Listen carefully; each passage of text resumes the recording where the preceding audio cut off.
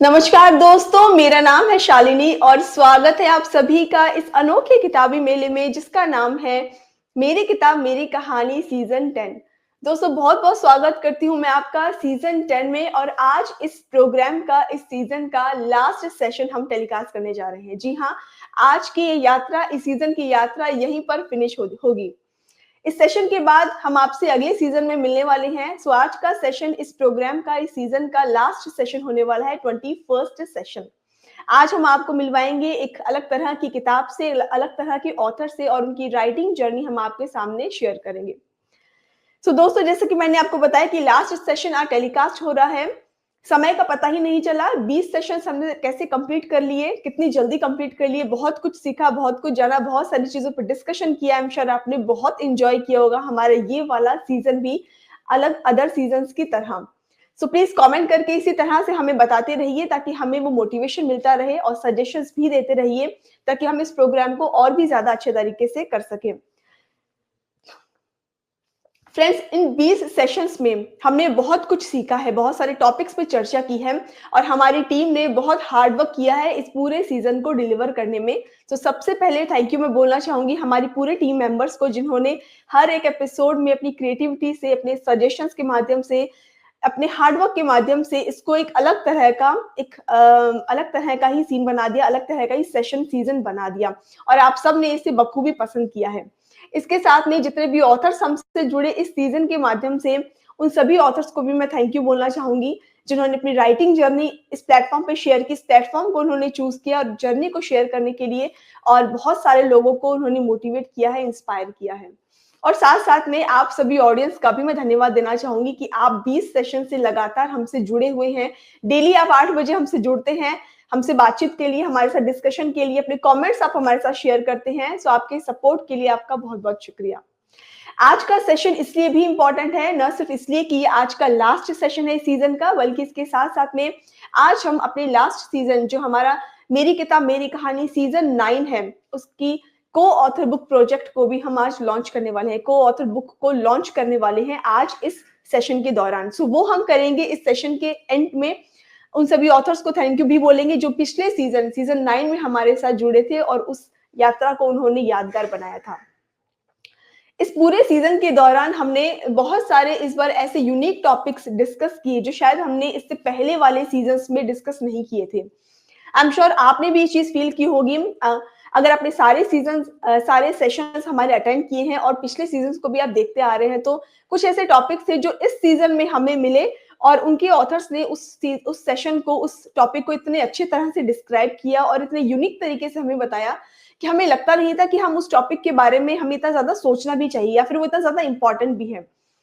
जब उन टॉपिक्स के बारे में हमने जाना और चर्चा शुरू की तो सच में हमें लगा कि ये टॉपिक्स जो अब तक हमारे सामने इग्नोर्ड तरह से रहते थे या फिर हम उसके बारे में ज्यादा सोचते नहीं थे, ज्यादा बातचीत नहीं करते थे, ज्यादा किताबें नहीं थी, उसके ऊपर ज्यादा वीडियोस नहीं थी, लेकिन फिर भी जब हमने उसके बारे में सुना तो हमें लगा कि इतने इंपॉर्टेंट टॉपिक्स अब तक हमने इनको टच क्यों नहीं किया, अब तक हमने इसके बारे में बात क्यों नहीं की। आई एम श्योर मैं आपके साथ टॉपिक्स शेयर जरूर करूंगी, आपको भी जब मैं शेयर करूंगी तब आपको भी फील होगा कि सच में हमने इतने सारे टॉपिक्स इस सीजन के अंदर डिस्कस कर लिए हैं जिसके बारे में हमने बातचीत कर ली है। और इसके साथ साथ मैं चाहूंगी कि आपका फेवरेट सेशन कौन सा रहा, आपका फेवरेट टॉपिक कौन सा रहा इस सीजन के दौरान, वो भी प्लीज आप कमेंट करके जरूर शेयर कीजिएगा। तो इस सीजन में हमने एडिक्शन के बारे में बातचीत कर ली है, हमने बातचीत की, हमारे 2 सेशंस ऐसे रहे थे जो एडिक्शन के ऊपर थे। हमने बात की इंडियन इकोनॉमी के बारे में, इसके साथ हमने ओरल हेल्थ के बारे में बातचीत की जो अब तक एक यूनिक टॉपिक हमारे लिए रहा है। इस सीजन में ओरल हेल्थ के बारे में हमने कोई सेशन ऐसा नहीं किया जिसके बारे में हमने डीप चर्चा की हो।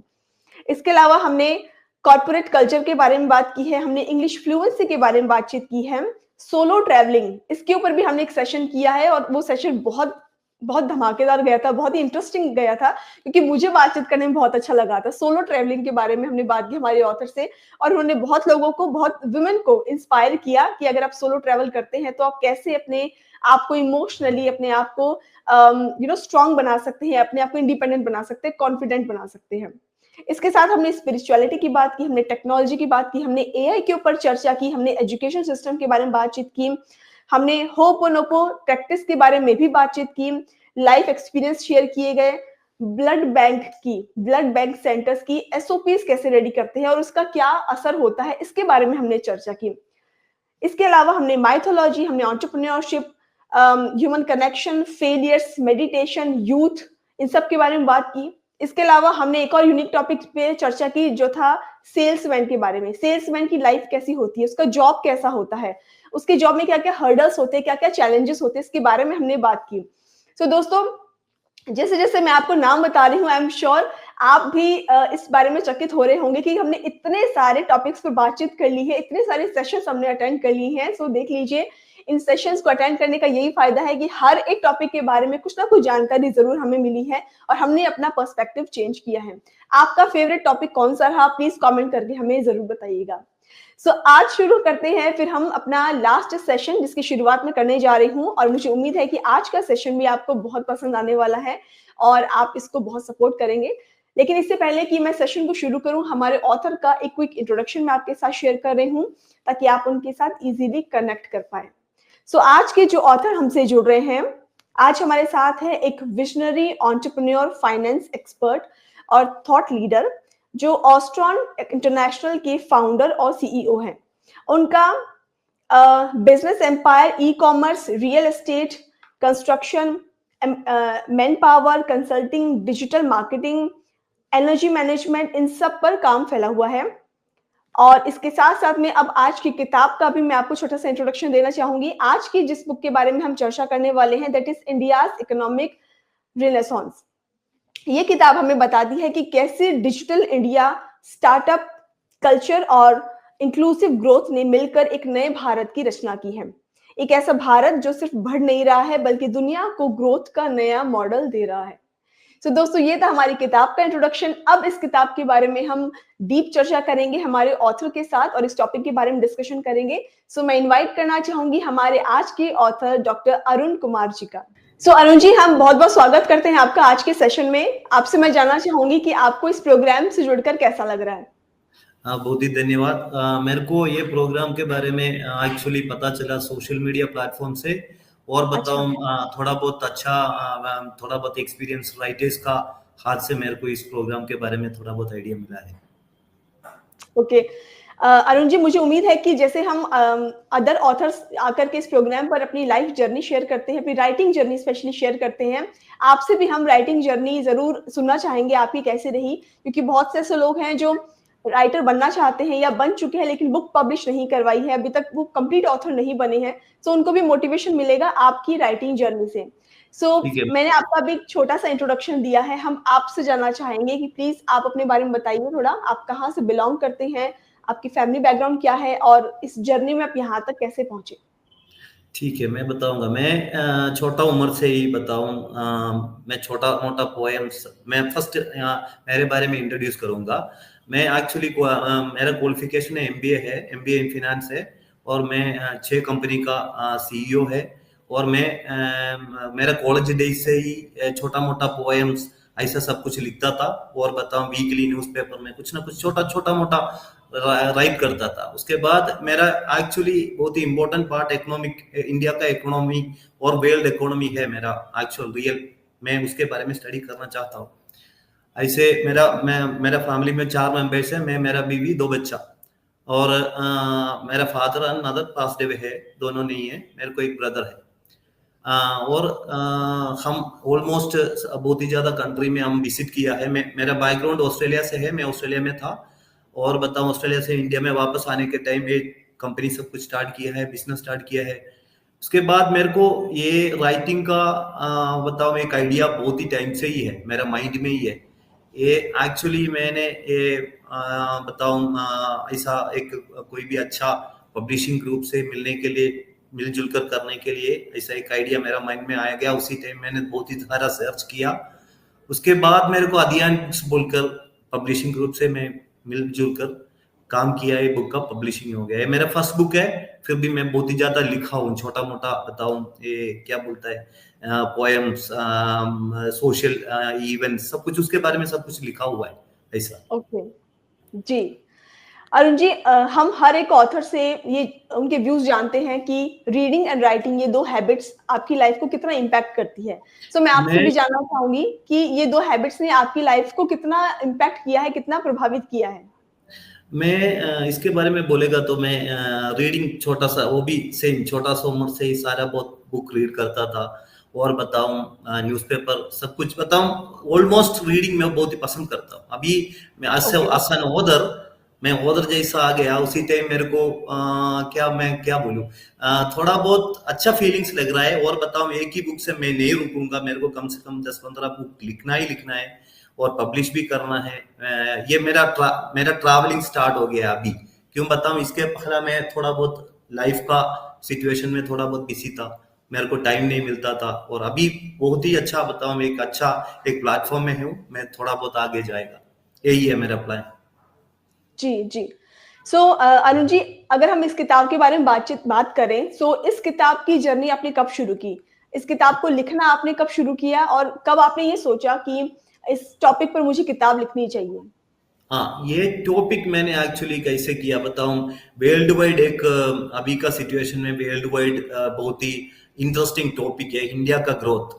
इंडिया का ग्रोथ अभी यूएसए, यूके, कनाडा सब कंट्री देख रहा है। इतना बताओ इंडिया कैसा डेवलप हो रहा है, क्या क्या स्टेज में है। पहला हमको ऐसा एक आइडिया नहीं था इंडिया डेवलपिंग स्टेज में आएगा। अभी बहुत ही चेंज हो गया। और बताओ इंडिया, यूएसए, यूके और कनाडा, यूके छोड़ो कनाडा और चाइना का आपस में उसके भी आगे जाने का एक बहुत ही बढ़िया चांसेस है। और इंडिया का इकोनॉमी इज रैपिडली ग्रोथ हो रहा है इंडिया का इकोनॉमी, जी, इसलिए मैं बहुत ही पसंद करता हूँ। और मैं एक्चुअली फिनेंशियल मैनेजमेंट है मेरा सबसे इंटरेस्टिंग पार्ट। इसलिए इसलिए मैं थोड़ा बहुत उसमें ध्यान देता हूँ। मेरे को उसी टॉपिक के आगे आगे जाना है, थोड़ा बहुत पढ़ना है। और पढ़ना मीन्स अभी भी पढ़ रहा है। और बताऊं, और बुक स्टार्टिंग किया कम से कम थोड़ा एक एक साल का आपस में हो गया बुक का स्टार्टिंग राइट करने के ओके। लिए। इन बिटवीन बहुत ही सारा रिसर्च किया, इन बिटवीन हुँ, थोड़ा हुँ। बहुत बताऊं डेटा सब कुछ कलेक्ट किया। ग्रेजुअली ग्रेजुअली एक बुक हो गया, अभी बुक पब्लिश भी हो गया। अभी आगे कितना जा सकते हैं उतना जाना है, वही है। राइटिंग बिल्कुल, है, बिल्कुल। राइटिंग है मेरा जी, ऐसा। अरुण जी। अरुण जी, इस किताब के बारे में अब हम जानना चाहेंगे कि क्या कुछ आपने नया बताने की कोशिश की है इस किताब में और एक रीडर को इस बुक को पढ़ने के बाद क्या स्पेशल सीखने को मिलेगा? इसमें बहुत ही इंपॉर्टेंट पार्ट ये है, इंडिया कैसे डेवलपिंग स्टेज में हो जाएगा, ये है नंबर वन। इसमें सबसे इंपॉर्टेंट उसको है। और बताऊं दूसरा कंट्री से, USA, UK, like developed country से एक बताऊं उसी स्टेज में इंडिया आने के लिए क्या क्या करना पड़ेगा। और बताऊं मेरा कैलकुलेशन में 2035 में India will be a developing country. ये है ये बुक का बेसिक एक ओके, तरीका। ओके। सो दोस्तों, आज हम बात कर रहे हैं अरुण कुमार जी से और हम चर्चा कर रहे हैं कि कैसे इंडिया एक डेवलप्ड कंट्री बनने की तरफ बढ़ता जा रहा है और 2035 तक अरुण जी का कहना है कि जो इंडिया है वो एक डेवलप्ड कंट्री के रूप में विकसित हो जाएगा, डेवलप्ड कंट्री कहलाने लगेगा। क्या कुछ अम, इंडिया के सामने अपॉर्च्युनिटीज़ हैं जिसको लेकर के वो आगे बढ़ सकता है और इसके भविष्य में क्या कुछ छिपा हुआ है, इसके बारे में आज हम चर्चा करने वाले हैं इनकी किताब के माध्यम से। अगर आपका कोई पॉइंट ऑफ व्यू है इस टॉपिक को लेकर के तो कमेंट करके हमें ज़रूर बताइएगा। इसके अलावा अगर आप क्या सोचते हैं कि इंडिया किस तरह से ग्रो कर रहा है और अभी किस लेवल पे है और कितना जल्दी ये ग्रो कर सकता है आगे आने वाले समय में, इसके बारे में भी अगर आप कुछ अपना पॉइंट ऑफ व्यू रखते हैं, अपना कोई विचार रखते हैं, तो प्लीज़ कमेंट करके हमारे साथ आप शेयर कर सकते हैं। अरुण जी, आपने आज के टाइम में पूरी दुनिया इंडियाज़ ग्रोथ स्टोरी इसके बारे में बात कर रही है। आपको क्या लगता है कि अभी इंडिया उस लेवल पर आ चुका है या फिर अभी भी बाकी है, कुछ कमी है जिस पर अभी काम करना ज़रूरी है? है थोड़ा बहुत आगे जाना पड़ता है। When we call something renaissance, that means rebirth. अभी का सिचुएशन, अभी हमने जीडीपी जीडीपी में है, जीडीपी लेवल सही है। जीडीपी लेवल से सिर्फ नहीं चल सकता है ना, कंसिस्टेंसी चाहिए। कंसिस्टेंसी के लिए थोड़ा बहुत आगे जाने का सिचुएशन है, इंडिया हुँ, में है। हुँ। अभी डेवलपिंग स्टेज में नहीं है। डेवलप हो, बताओ कंसिस्टेंसी क्रिएट करने के लिए थोड़ा आगे जाना ही पड़ेगा। बिल्कुल, बिल्कुल। आपने 2009 से लेके 2024 तक ये पूरा जो फेज़ है, इसके बारे में अच्छे से चर्चा की है कि इंडिया की जो इकोनॉमिक कंडीशन है, वो किस तरह की रही है और क्या कुछ आगे इसके भविष्य में हो सकता है। आपको इस पूरे फेज़ में 2009 से लेके 2024 इस पूरे फेज़ में सबसे ज़्यादा ट्रांसफॉर्मेटिव पॉलिसी जो इंडिया ने अडॉप्ट की है, वो कौन-सी लगी? ऐसा पूछेगा तो एक स्पेसिफिक फील्ड बोलना मुश्किल है, फिर भी यूपीआई, जस्ट यूपीआई का ग्रोथ ओके। बहुत ही इंपॉर्टेंट हो गया ना। जी, यूपीआई जी। और बताऊं digital digital India, absolutely. Digitally बहुत ही डेवलप हो गया ना इंडिया। ये आई एम थोड़ा श्योर यूपीआई का आपने चर्चा की तो आज हर एक पर्सन यूपीआई यूज कर रहा है। कैश आजकल कैशलेस हो चुकी है सब चीजें और हाँ। सब लोग इसको इजी मान रहे हैं। मतलब बहुत इजी हो गया है ये चीज कि आप इसके थ्रू जो है वो किस तरह की कोई शॉपिंग कर रहे हैं या इसको यूज कर रहे हैं। So I am sure hmm. India की ग्रोथ के लिए यूपीआई का बहुत बड़ा हाथ रहा है। यूपीआई का है, डिजिटल इंडिया बेसिकली बोलेगा तो डिजिटल इंडिया टोटली कैलकुलेट करने के टाइम बहुत ही आगे। और बैंक अकाउंट अभी सारा का सारा बताओ, जमीन जमीन से बताओ कितना जमीन से काम करने वाला लोग से और लेडीज के लिए, लेडीज एंटरप्रेन्योर्स के लिए और बताऊं कितना बड़ा सिचुएशन में है, तो भी सबको बताऊं अभी पता है घर में बैठकर कैसा पैसा ट्रांसफर करना है, कैसा पैसा हम्म। लेना है, ये सब कुछ आइडिया हो गया। पहला ऐसा नहीं था ना। जी। एजुकेशन भी आ गया, इसके बारे में थोड़ा बहुत आइडिया भी आ गया, ये बहुत ही बड़ा हो गया। सो अरुण जी आपने बात की यूपीआई की, आपने बात की डिजिटल इंडिया की, इसके साथ साथ में आत्मनिर्भर भारत और जीएसटी का भी अगर मैं नाम लूं तो उसने भी बहुत बड़ा कंट्रीब्यूशन दिया है। इसके बारे में क्या कहेंगे आप? हाँ, दिया है। कंट्रीब्यूशन बहुत ही आगे है दोनों, आपने बोला दोनों में सेक्टर में भी। मैं वही बोला पहला से, एक सेक्टर स्पेसिफिकली बोलना है तो मुश्किल है। अभी का हम्म। सिचुएशन ऐसा है, सारा का सारा बताऊं अच्छा सिचुएशन में चल रहा है। इंडिया का क्या क्या बताऊं, इंट्रोड्यूस नरेंद्र मोदी जी ने क्या क्या इंट्रोड्यूस कर रहा है, वो सब अच्छा सिचुएशन में जा रहा है। अभी बताऊं नहीं तो इतना फास्ट ग्रोथ नहीं हो सकता। 2009 से स्टार्ट हो गया है, अभी देखो हम्म। अभी का सिचुएशन कैसा है, अभी 10 साल के बाद और सिचुएशन क्या होगा, ये कंपेयर नहीं कर सकता। उतना बड़ा सिचुएशन में इंडिया हो जाएगा। और बताओ इकोनॉमिक्स का बारे में छोड़कर बोलेगा तो अभी इंडियन इंडियन मिलिट्री कितना स्ट्रांग है, सब कुछ देखो इंडियन मिलिट्री कितना स्ट्रांग है। बिल्कुल, ऐसा बिल्कुल ठीक कह रहे हैं आप। अनुज जी आपने बहुत ब्यूटीफुली इंक्लूसिव ग्रोथ के बारे में बात की है अपनी बुक में। अगर मैं बातचीत करूं कि रूरल इनोवेटर्स और वुमेन एंटरप्रेन्योरशिप, इसका कितना रोल रहा है भारत की ग्रोथ में? बहुत ही वो भी बढ़िया है। क्यों बताऊं, थोड़ा टाइम पहला सोचेगा तो अब सोचेगा तो नया वाला एंटरप्रेन्योर्स वुमेन्स, स्पेशली वुमेन्स आगे नहीं आता था। और एंटरप्रेन्योर ऐसा आगे नहीं आ सकता था। क्यों बताऊं, गवर्नमेंट का सपोर्ट नहीं था। अकेले करता है, कोई भी कंपनी स्टार्ट करेगा 2-3 साल में वो क्लोज करेगा, ऐसा सिचुएशन था। अभी वो सिचुएशन सब चेंज हो गया। अभी देखो वुमेन एंटरप्रेन्योर्स इतना आ रहा है, और बताऊं इतना कॉन्फिडेंटली बिजनेस कर रहा है।